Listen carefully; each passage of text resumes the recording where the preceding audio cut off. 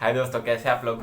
उम्मीद करते हैं सब ठीक होंगे। आपका स्वागत है संप्रेषण स्पेशल बैच के लेक्चर नंबर 7 में। आज का हमारा टॉपिक है प्रभावशाली संप्रेषण कौशल। कौशल देखिए क्या होता है। पहले ये बताने से पहले आप लोग पुराना वीडियो यानी कि लेक्चर नंबर 6 तक नहीं देखे तो प्लीज़ जाके लेक्चर नंबर 6 तक देखिए, उसके बाद इसको देखिएगा तो ज़्यादा अच्छे से समझ में आएगा आपको। लेक्चर नंबर 6 तक आप कहाँ से देख सकते हैं, तो जाइए वीडियो के डिस्क्रिप्शन में जाइए, वहाँ पे प्लेलिस्ट दिया गया है संप्रेषण स्पेशल बैच का, या हमारे यूट्यूब चैनल पे जाइए और उसको सब्सक्राइब कीजिए, ज़्यादा से ज़्यादा दोस्तों को शेयर कीजिए और फॉलो कीजिए। और हमारे यूट्यूब चैनल पे जो प्लेलिस्ट बना हुआ है संप्रेषण स्पेशल बैच का, उस पर जाके आप पूरा फर्स्ट से लेके लास्ट तक अभी तक देख सकते हैं। अब एक बार फिर से रिवीजन कर लेते हैं। अब हम लेक्चर 1 से लेक्चर 5 तक आपका रिवीजन नहीं कर पाएंगे, क्योंकि लेक्चर 4 तक का, सॉरी लेक्चर 5 के बाद का रिवीजन कराएंगे कि उतना दूर तक आपको आराम से याद हो गया होगा हम मेरे हिसाब से।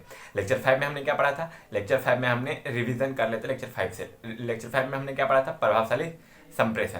प्रभावशाली संप्रेषण किसको कहते हैं, जब हम संप्रेषण करते हैं तो वो अपना अलग प्रभाव छोड़े या प्रेषित करता है, उसका उद्देश्य पूर्ण हो जाए तो उसे प्रभावशाली संप्रेषण कहते हैं।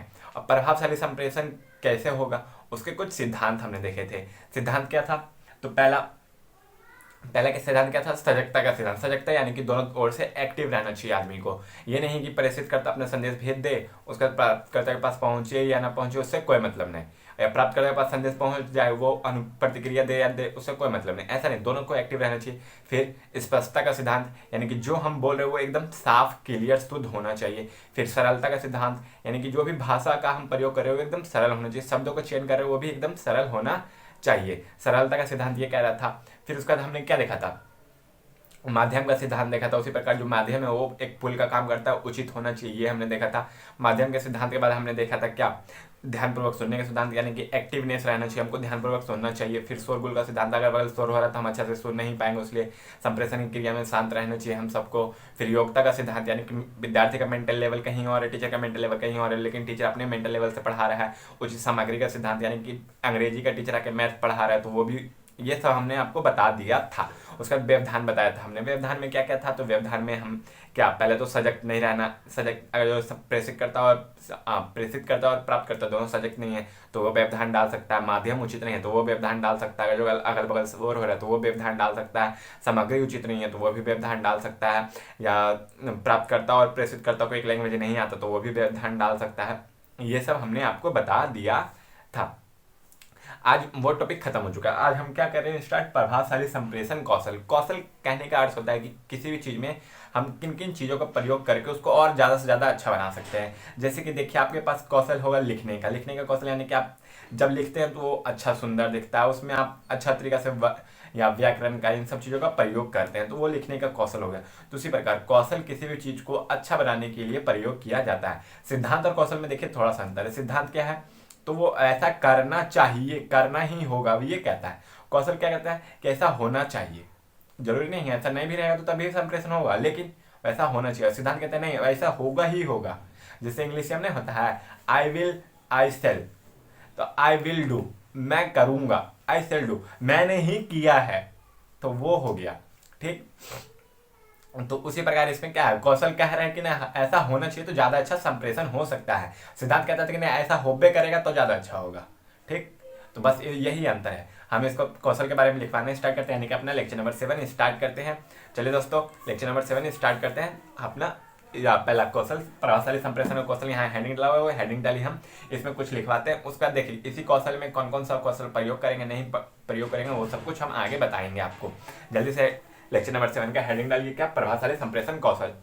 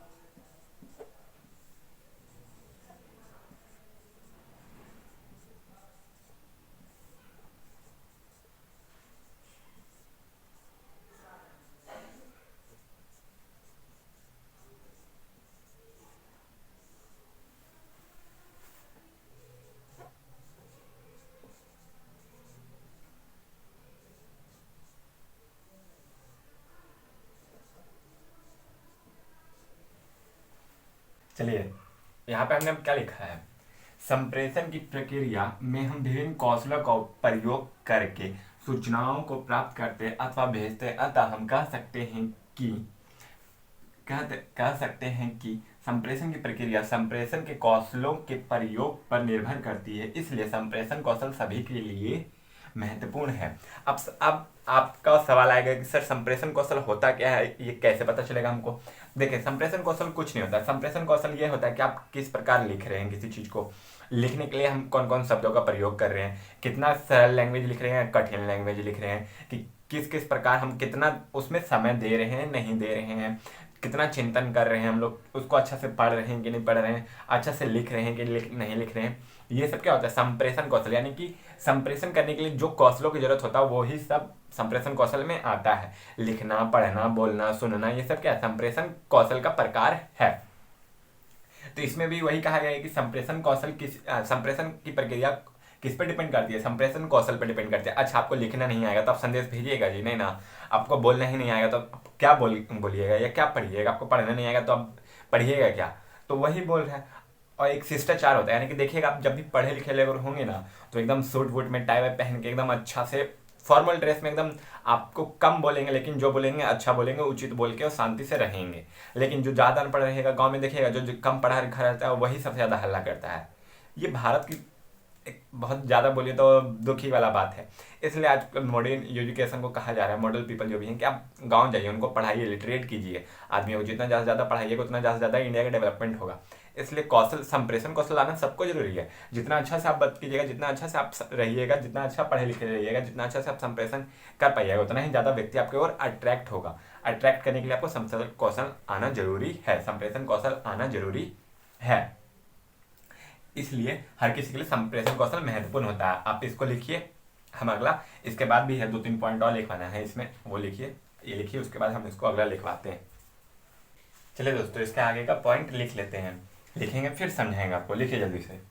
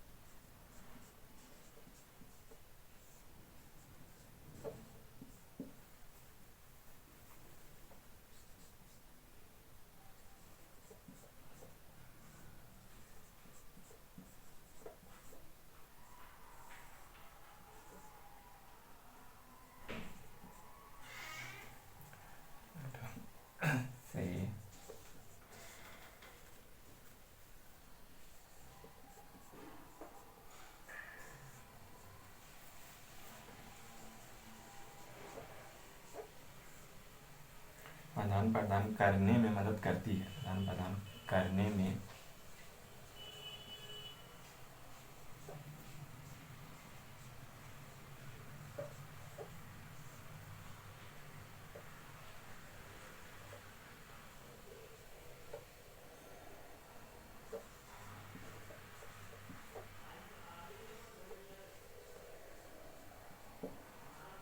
मदद करती है। प्रभावशाली संप्रेषण कौशल का अर्थ है भाषा का उपयोग करने और सूचनाओं को अभिव्यक्त या दूसरे को बांटने या समझाने की क्षमताओं से है। मान के चलिए कि हम आपको क्या करें, प्रभावशाली संप्रेषण हमारे और आपके बीच में कैसे हो रहा है, जो चीज़ हम आपको समझा रहे हैं वो समझ जा रहा है, हम सूचनाओं को एकत्र कर रहे हैं, आप तक पहुंचा रहे हैं। तो क्या हो गया, इसका मतलब क्या होगा, क्या भाषा का उपयोग नहीं कर रहे हैं। हम आपसे बात कर रहे थे एक भाषा से बात करने के लिए, या तो हिंदी में बात करेंगे या तो इंग्लिश में बात करेंगे। यहाँ पे हमारे बीच में कम्युनिकेशन कैसा है, हिंदी में कम्युनिकेशन, यानी कि भाषा जो हम बोल रहे हैं वो हिंदी है हम दोनों का। सूचनाओं का अभिव्यक्त करने की क्षमताओं से है, अपने आप को व्यक्त कर रहे हैं, मतलब सूचनाओं को जो एकत्र किए हम उसको व्यक्त कर रहे हैं, उसको समझा रहे हैं आपको। तो ये मेरे अंदर क्षमता है, तभी ना आपको हम समझा पा रहे हैं, और आपके अंदर भी क्षमता है तो आप समझ पा रहे हैं। तो यही समझाने की क्षमताओं से है। इस तरह संप्रेषण कौशल वह योग्यता है, संप्रेषण कौशल यानी कि जो हम दोनों के बीच हो रहा है संप्रेषण, वो उसका कौशल क्या है, जो व्यक्तियों को आदान प्रदान की जा रही विषय वस्तु की पारस्परिक समझ को एकत्र करने एवं जमा करने तथा प्राप्तकर्ता के साथ सूचनाओं को लगातार एवं प्रभावशाली ढंग से आदान प्रदान करने में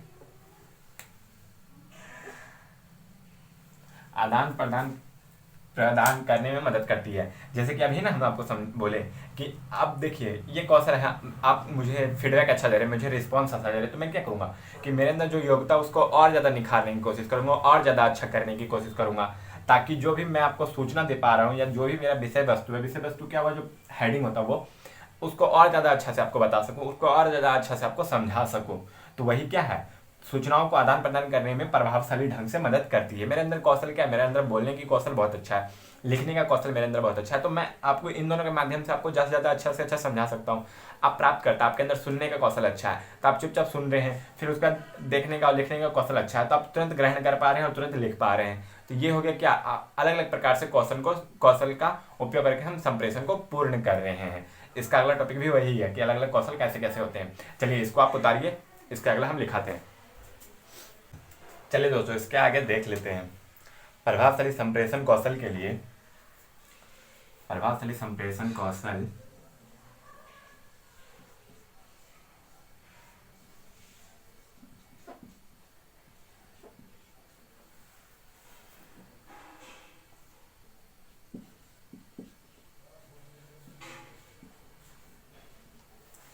सोचने, बोलने, सुनने,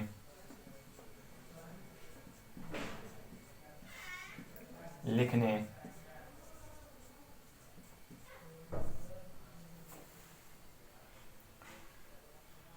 बोलने, लिखने, पढ़ने,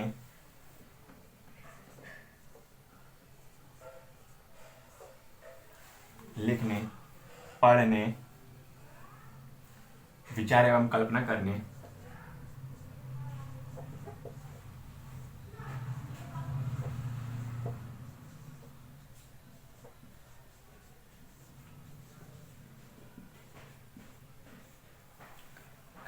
तथा शारीरिक मुद्रा,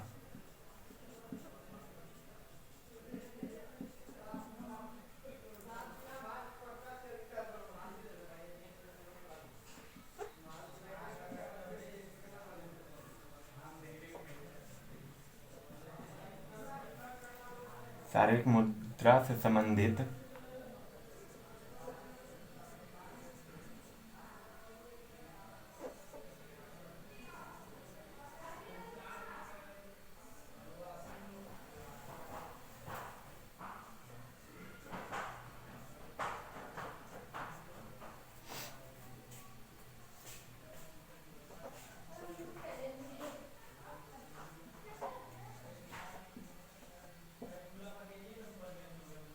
एक या उससे अधिक कौशल की जरूरत पड़ती है, कि उससे अधिक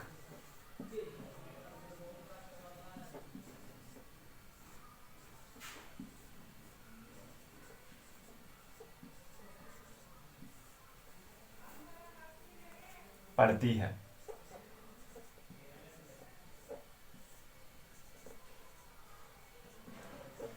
नेक्स्ट पॉइंट,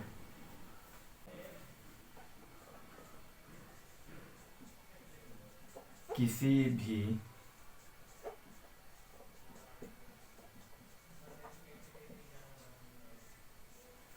संस्थान में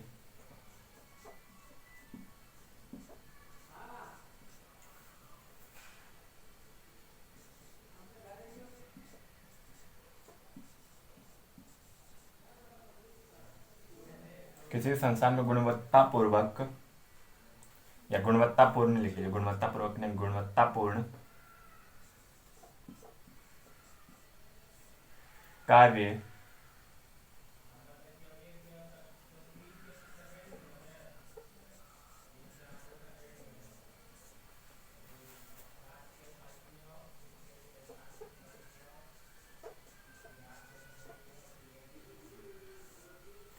प्रभावशाली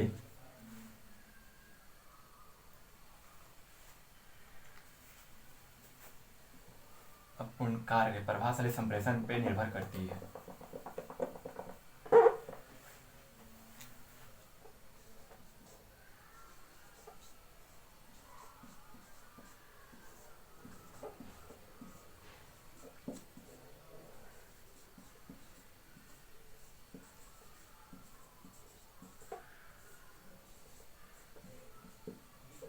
करती है।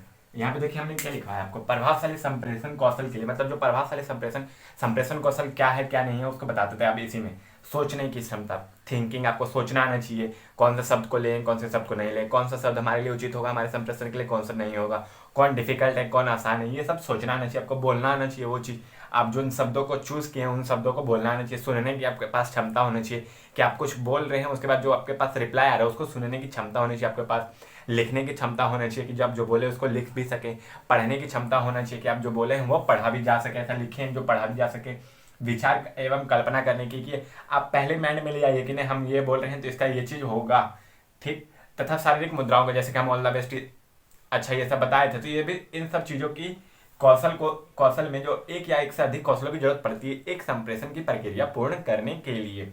और क्या है, किसी भी संस्थान में, मान के चलिए आपका कॉलेज है, उसमें ही संस्थान यानी कि कॉलेज में गुणवत्तापूर्ण कार्य के लिए यानी कि कोई अच्छा काम करने जा रहे हैं, कुछ अच्छा चीज करवाना है हमको, तो वहाँ पे प्रभावी संप्रेषण पर ही निर्भर करता है, वो प्रभावशाली संप्रेषण पर निर्भर करता है। कैसे?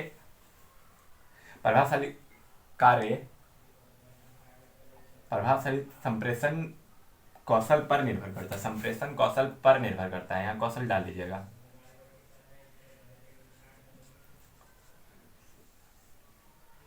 संप्रेषण कौशल पर निर्भर करती है। जैसे कि आपका ही क्या है, कोई स्पोर्ट्स कंपटीशन होना है, कुछ होना है, तो टीचर आपसे रूडली बात करेंगे, अरे चल स्पोर्ट्स कंपटीशन होना, चल उठ के तो वहां पे आपका मन करेगा नहीं ना, आपको प्रोत्साहन किया जाएगा, इतने चलो बाबू कंपटीशन इसमें अच्छा चीज होगा, तुम जितना अच्छा परफॉर्मेंस करेगा तुमको उतना अच्छा मार्क्स मिलेगा, ये चीज वो चीज, जैसे भी आपको लेकिन प्रोत्साहित किया गया, आपको अच्छा बोला गया, आपसे संप्रेषण अच्छा बनाया गया, आपसे कम्युनिकेशन यानी कि रिलेशन आपसे अच्छा बनाया गया, तो आप करने के लिए तैयार होंगे, वहां पे संप्रेषण होगा, वो पूर्णता वो प्रभावशाली होगा, वहां पे टीचर का कौशल और आपका कौशल दोनों अच्छा तरीके से काम आया।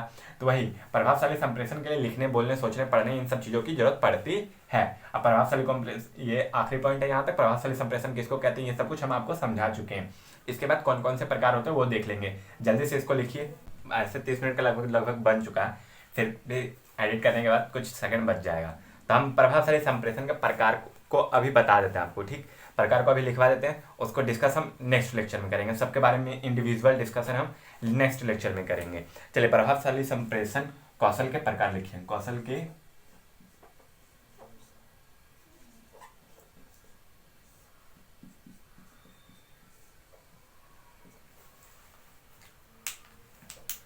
होते बहुत है, ठीक, इसलिए यहाँ पे क्या लिखना है, निम्न है।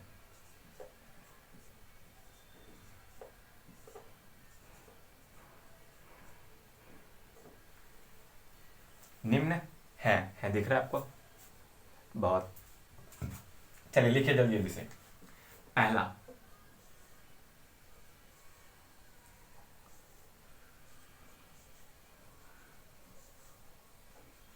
हम आपको 10 को लिखवाएंगे, इसको 10 को लिखवाएंगे। देखिए आपके सिलेबस में 6 ही दिया गया है, लेकिन हम सोचे कि ये 4 भी आपको जानना जरूरी है, इसलिए हम आपको 10 लिखवाएंगे। पहले लिखिए चिंतन।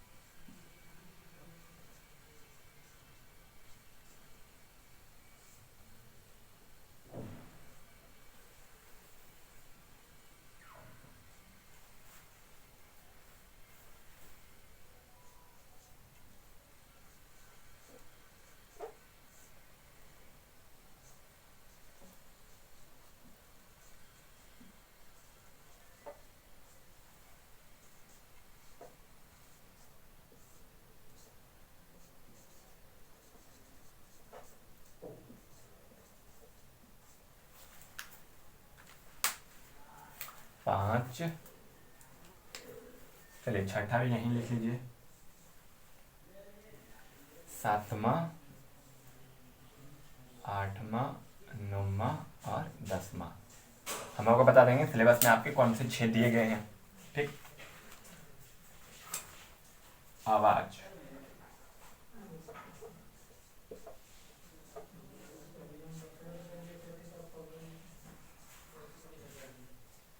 साउंड,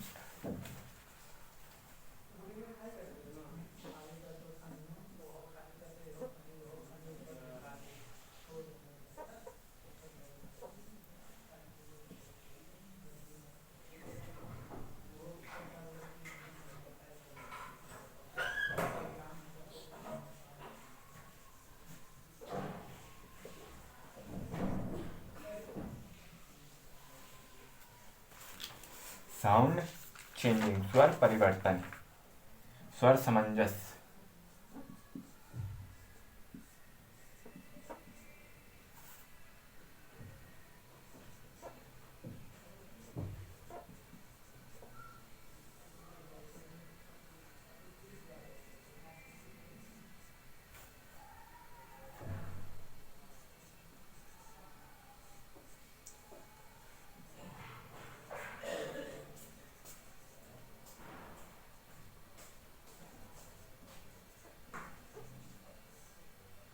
अंडरस्टैंडिंग, फिर उसके बाद स्पष्टता,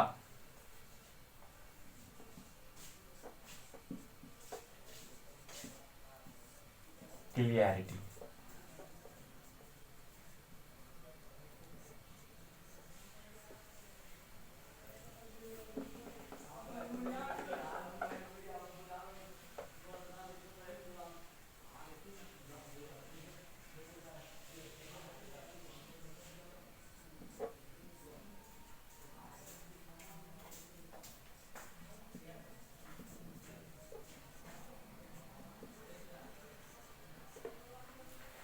आखिरी गैर शाब्दिक।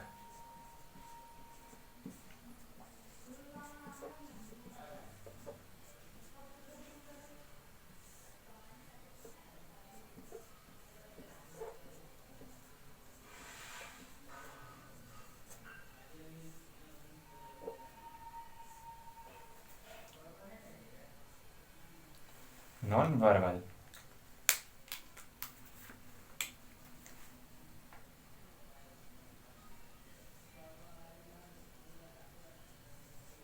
11th। हम आपको 10 से 11 को बोले थे, जो छाट के लाए हैं आपके लिए। देखिए पहले क्या है, चिंतन मतलब सोचना, शब्द चयन, क्या आप सोच के कौन सा शब्द चयन करते हैं, शब्द की सरलता, जो शब्द चूज किए हैं वो सिंपल होना चाहिए, आपका सरल होना चाहिए।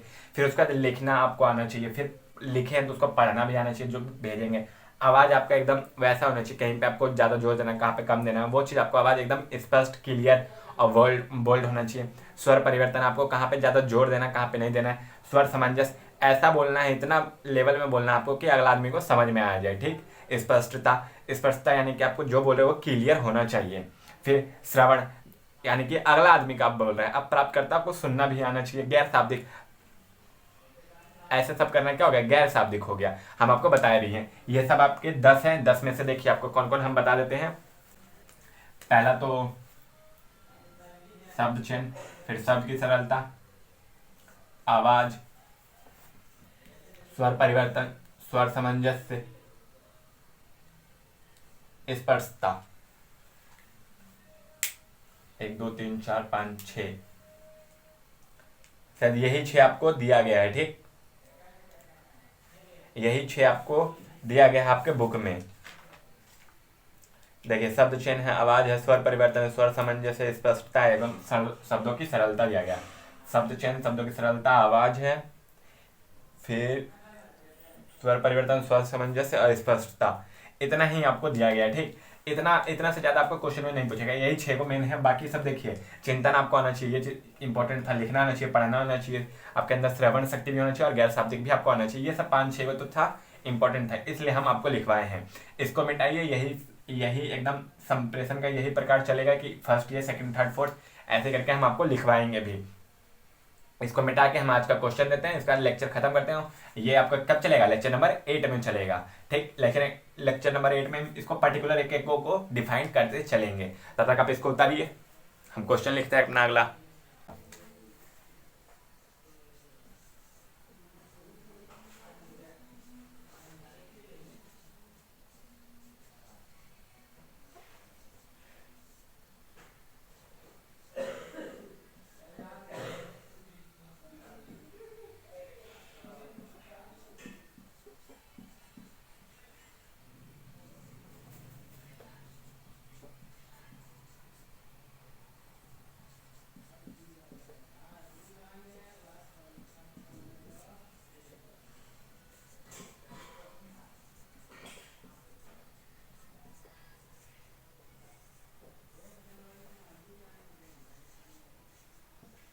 परिभाषित करें,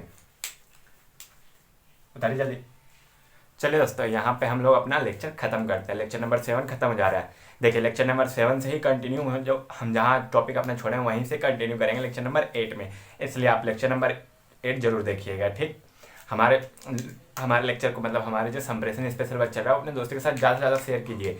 बताइए कि ये सर पढ़ा रहे हैं, एग्जाम पॉइंट ऑफ व्यू से पढ़ा रहे हैं और अच्छा से बता रहे हैं। ये आपके पॉलिटेक्निक के लिए ही नहीं है, बहुत सारी जगहों के लिए होता है। देखिए आप पीडीएफ की बात रही, फिर से एक बार बता देते हैं आपको पीडीएफ के लिए क्या करना है। या तो हमारे व्हाट्सएप ग्रुप पे ज्वाइन कीजिए, वहाँ पे लेक्चर 1 संप्रेषण स्पेशल बैच, लेक्चर 1, लेक्चर 2 ऐसे करके बोलिएगा तो पीडीएफ आपके पास पहुँच जाएगा, मतलब ग्रुप में डाल दिया जाएगा। फिर उसके बाद आप जो वीडियो देख रहे हैं, मतलब जो सभी वीडियो देख रहे हैं लेक्चर 1 2 3 4, उसके डिस्क्रिप्शन में जाएगा, वहाँ पे लेक्चर 1 पीडीएफ, लेक्चर 2 पीडीएफ ऐसे करके दिया हुआ रहेगा, ठीक। तो आप उस पर जाके भी क्लिक करके आप देख सकते हैं, अपने पीडीएफ को डाउनलोड कर सकते हैं। इसके लिए आपके पास गूगल ड्राइव होना जरूरी है, ठीक, या ईमेल आईडी होना जरूरी है। फिर उसके बाद क्या है, आप अपने दोस्तों को ज़्यादा से ज़्यादा शेयर कीजिए, ताकि आप हमारे चैनल और ज़्यादा से ज़्यादा ग्रो कर सके। ज़्यादा से ज़्यादा सपोर्ट कीजिए, ज़्यादा से ज़्यादा प्यार कीजिए, लाइक कीजिए, कमेंट कीजिए, सब्सक्राइब कीजिए। Thank you. कीवर्ड टीच वाले बिहार पॉलिटेक्निक। जय हिंद, जय श्री राम।